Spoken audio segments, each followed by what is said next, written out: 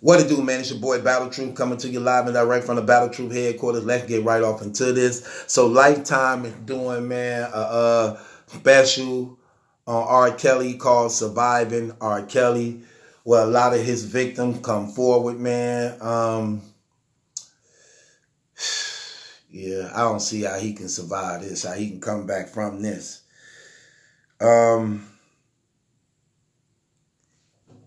This was crazy, man. This was crazy, man.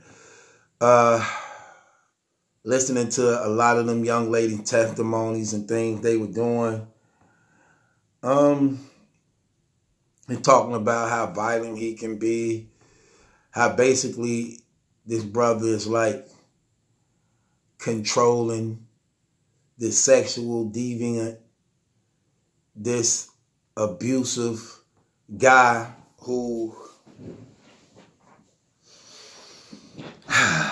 used his power, his money, his popularity to lure young girls in, prey on their weaknesses, and turn them into his personal slaves. I'm at a mixed feelings in this in some type of way. In some type of way, I say, to some degree. I'm in mixed feelings with this. Because even when a lot of people talking, some of this stuff you can read between the lines on, but you can't fault nobody but him for putting himself in them situations. Like when he was with the 14-year-old girl, that's bogus. Come on, man. She 14 years old. You leave a young girl in the hands of an older person, mentally wise, 9 times out of 10, mentally wise, she wouldn't be able to handle him. He probably can be very deceiving, manipulative, overpowering. And when you're dealing with R. Kelly, a person of his status and popularity, music can be very spiritual, where it just moves and overtakes you. And a lot of them women desires to be with that man and living out the fantasy of knowing you sleeping with R. Kelly. Some of them was willing to give themselves at the expense of losing some of their dignity, self-respect, sexuality, based upon wanting to attach themselves to that man. And according to some of their testimonies, their mind going through some of the things that they were going through. Participating in the sex and admitting sometimes that they were to blame.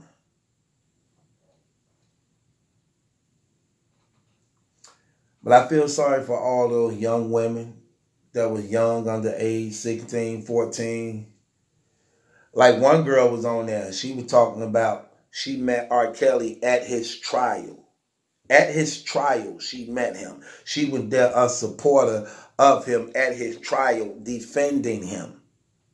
So he's going to trial on a 14-year-old girl, Sparkle's niece. She's there, 16 years old, to defend him. Somehow, she ended up being chosen. But she told him, and at first, she was 19 years old. And just when they was finna have sex, she showed him her ID of her being 16.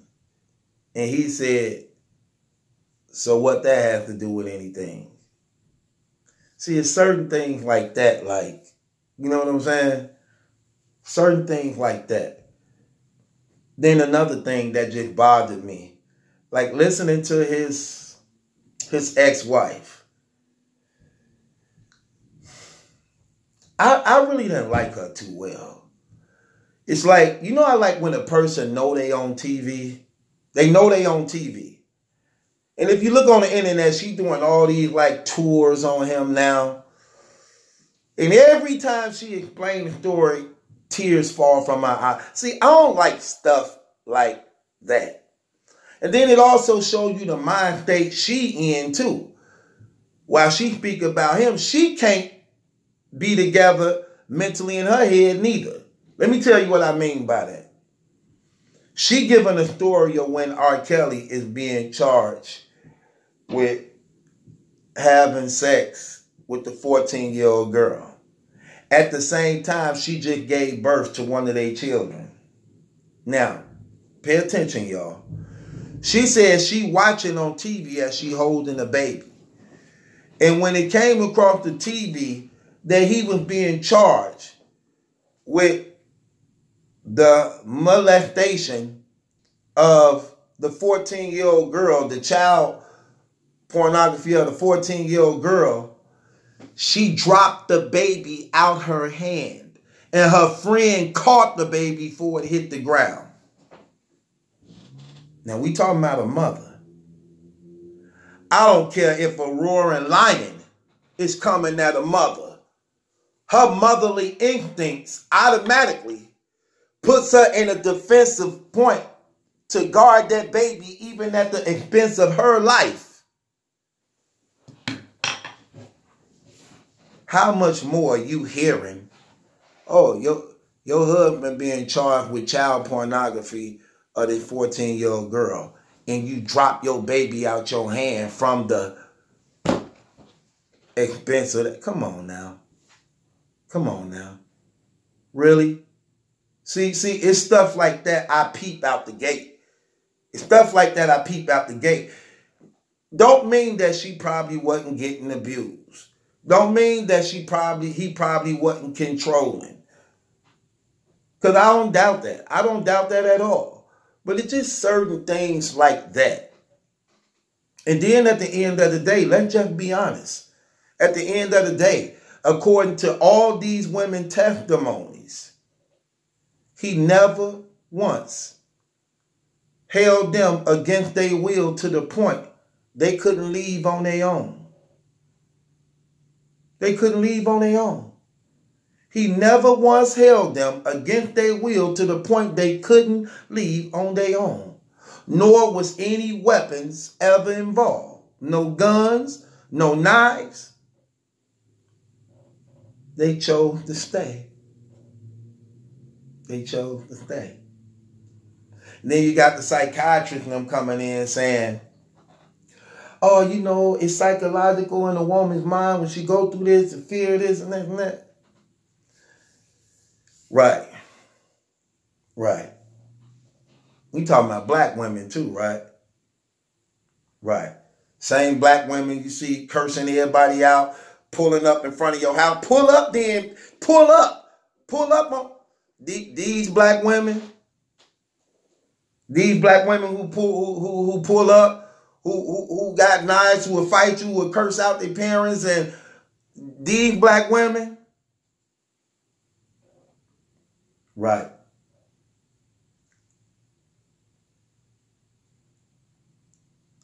Yeah. I just look at things like that. I mean, I see the whole picture.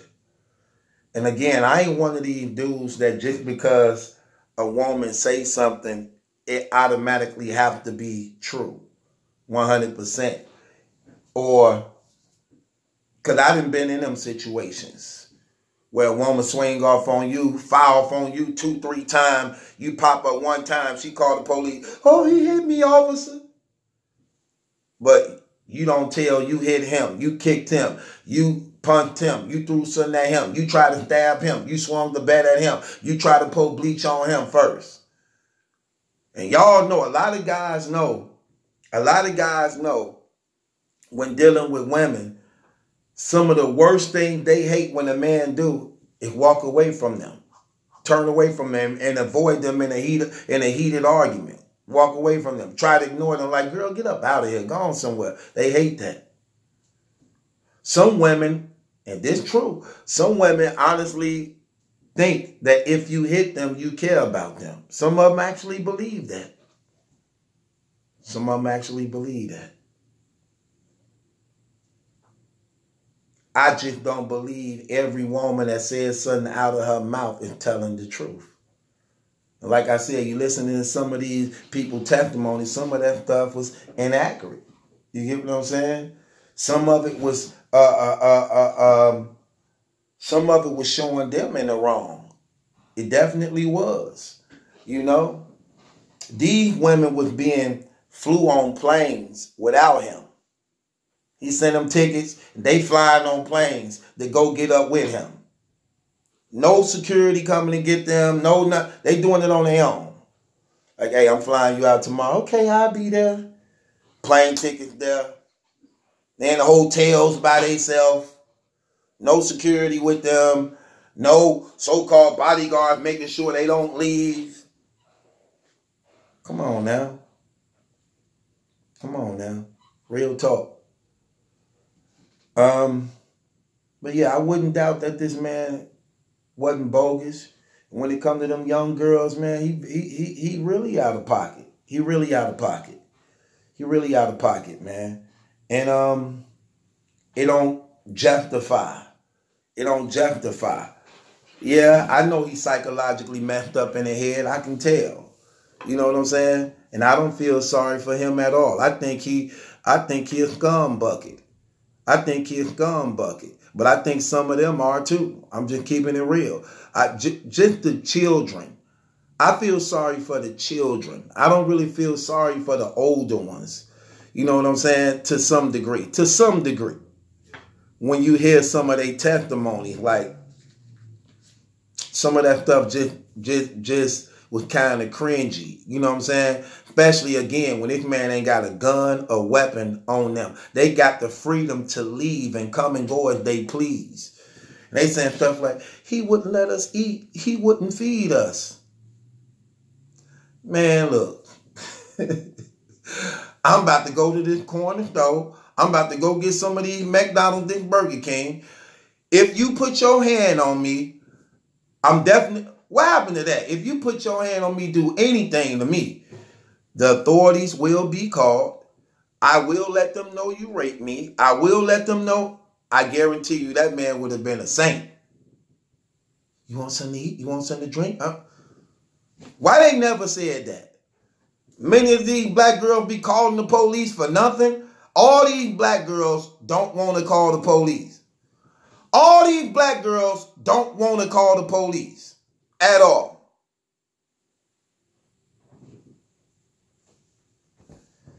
Then R.Kelly's ex-wife talking about R.Kelly beat her up one day. She thought she was going to die. She said, God, how am I going to get out of this? I got to get up out of it. What you want me to do? She said God told her to stay there. I'm sorry. I got to do this. What the hell, God, you were talking to? That sound like the devil. That sound like the devil. That ain't God. Man, look, I'm going to keep it real. His wife irritated me. His wife irritated. Look, I know drama queens when I see them. And like I said, I'm listening to her. Then she irritated me so much, I went on the internet to look up other interviews of her. This woman keep crying, telling the same story. Like, damn, really, girl? Really, girl? Like, come on, man. Come on, man. Just something just real cringy. One of my baby mamas was like that. Every time she'd get caught up in something, she'd start crying. She'd get real emotional. You ask her something, like, girl, what the hell are you crying for? To try to make you feel sorry when she the one that was out of pocket. Like, girl, why are you so damn emotional? What is all these crying for? Come on, man. Come on. she irritated me. She definitely irritated me. But I watched that. I felt sorry for Sparkle. Because I know she had to feel bad because she introduced R.Kelly to her little niece. But I don't know, man. I take that back. I don't even really feel sorry for her. I feel sorry for the little girl. But I don't really feel sorry. See, when you listen to some of these women's stories, I didn't like some of the things they were saying. It's like they was trying too hard to just get him. Now, even though he already got, it reminds me of the O.J. Simpson trial, where you know he guilty of killing Nicole and them. You know that. But they were trying so hard to get him. Everybody's hand was involved that they were contaminating the evidence to the point that it raised speculation. That's how this situation was. They trying so hard to prove he's this monster animal when it just made some of their story just look bad. Like she's saying, like this was Sparkle saying, yeah, I work with him. He was very controlling. He wouldn't let nobody speak to me at all. Nobody could speak to me. Nobody could work with me. He wanted to be the only one. I would even go out of my way when I found out about it. I would go out of my way to speak to people like, no, they going to speak to me. And sometimes people would be looking over their shoulder when they speak to me because he didn't want people speaking to me, so he was very overpowering and controlling. But then you would go on to say, but I wanted to introduce him to my niece, the 14-year-old. Why would you want to introduce him to your niece after that? Because I wanted him to help her. Well, if you see this man can't help himself, why would you want to expose your niece to a man who can't help himself, who overpowering and out of control and very controlling to the point that you want your niece up under that? Why you couldn't help your niece? If he were helping you, why you couldn't help your niece? He was giving you a jump start on your career, then that meant you could have helped your niece. Or see, it's stuff like that. It's stuff like that. And then you look at a lot of these stories and it's just showing things like, how are these young girls able to fly in and out of town and do these things with this man and they underage like this? You know what I'm saying? Like, where y'all parents at? Where they parents at? Aaliyah and them and her parents. How is you 15 years old, Aaliyah, and you get to marry R.Kelly? So where's your 15-year-old child at, parents? No shade to Aaliyah because she's a young girl. But how your 15-year-old girl could be gone and all on tour and all out of states and towns with R.Kelly? No chaperone with her. They having sex on so-called a tour bus and everybody get to see it. The door fly open. Like, come on now. Come on now. Come on, see. It's just things like that, man. But I know R. Kelly is a weirdo. And I know he's a nutcase. I knew that from when I saw him do an interview one day. He was talking about how he was attracted to his mother. That's what he said out of his mouth. How he would always fantasize about kissing his mother. Even to the point that when she eating her McDonald's and she would wear his makeup. So when she would pick up her cup and drink it and put the cup down, the lip ring that's on the cup, he would go get the cup that she was drinking and turn it to the lip part where her lipstick was on the cup and press his lip against it and close his eyes like she was kissing him. I also know the manipulation games he played by bringing up how he was raped and molested by somebody in his family when he was young.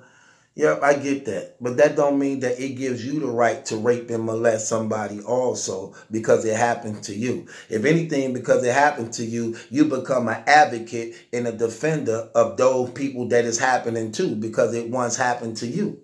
And you be a defender for them. And then he want people to feel sorry for him because he can't read. Man, shut the hell up. Who gives a damn if you can't read? It's obvious you don't give a damn. All this time you got invested in sex and paying people to do stuff for you and paying off people. You should have hired you a damn tutor. You should have hired you a damn tutor.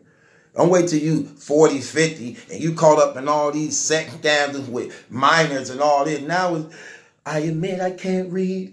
I admit I don't got a record label. I admit I don't own my music. Man, admit the rape. Admit the abuse. Admit the paying off for sexual assault. Admit all that stuff. Don't nobody give a damn about you admitting you can't read or write, you dumbass dude. That's on you. That's on you. Don't try to admit it now like we supposed to feel sorry for him. Like, you know what? Yeah, that's bogus that he raped them little girls and pissed all on them little girls and he was abusive to them young girls. But he don't know how to read. He don't know how to write. So because he don't know how to read and write, I could see how this messed up and it was traumatizing in his life. Man, get up out of here, man. And you know what all them girls were saying on that thing? They wanted to stay. They wanted to stay. They were captivated about being in the presence of that man. Oh, he's a musical genius. Oh, the music was just so. They wanted to stay. They wanted to stay. Yeah, it's bad. It's bad. No matter how you look at it. This brother sitting there acting like he Rick James. This brother sitting out there acting like he Rick James. The Pied Piper, telling on himself out the gate, the Pied Piper who played the instruments and the little children follow. Dude said he the Pied Piper.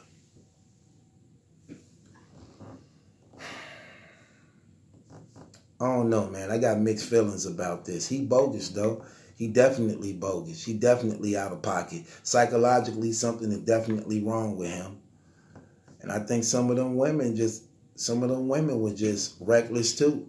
Reckless and rebellious toward their parents. Reckless and rebellious, didn't, can't tell them nothing. So they went into the arms of an animal. They went into the arms of an animal. And usually that's what happens when you are a rebellious child and you disobeying your parents and you can't nobody tell you nothing. You know what I'm saying? You sitting there and you want to be out on your own without having the maturity experience life and what your body means to you. And you rebelling toward your upbringing and you end up messing up your life.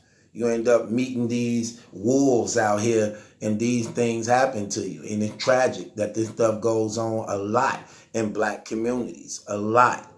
And you can learn a lot from this stuff, man. You can learn a lot from this stuff. But I'm not finna just sit here and act like some of them other women was not into question. Like some of the things they were saying was just, like I said, some of it was just condemning towards them also. I only for the most part feel sorry. Look, this is a real touching situation, but when it comes to them young girls, yes, that's bogus. That's bogus. But some of them young girls also was just like lying to this man. You know what I'm saying? Like the one girl said, she said she was 19. She really was 16. And when they were finna have sex, she showed him her ID. Like, I don't know, man. But he definitely crazy. He definitely whacked out. I think a lot of them was, man. And when it comes to them young girls, man, sad to see that happen to these children. But, man, look, respect your parents, man. Respect your parents and understand rules was put in play to keep you safe and alive. Respect your mothers. Respect your fathers. Respect your parents. Don't be so in the rush to want to grow up. Don't be so in a rush to want to grow up, to become famous at the expense of your own life. At the expense of your own life. Be patient. Be patient and understand. Trust and believe in the Lord Jesus Christ, and things will go well with you. With that being said, this your boy Battle Truth. It ain't my judgment that's in question. It's yours. Subscribe to Battle Truth.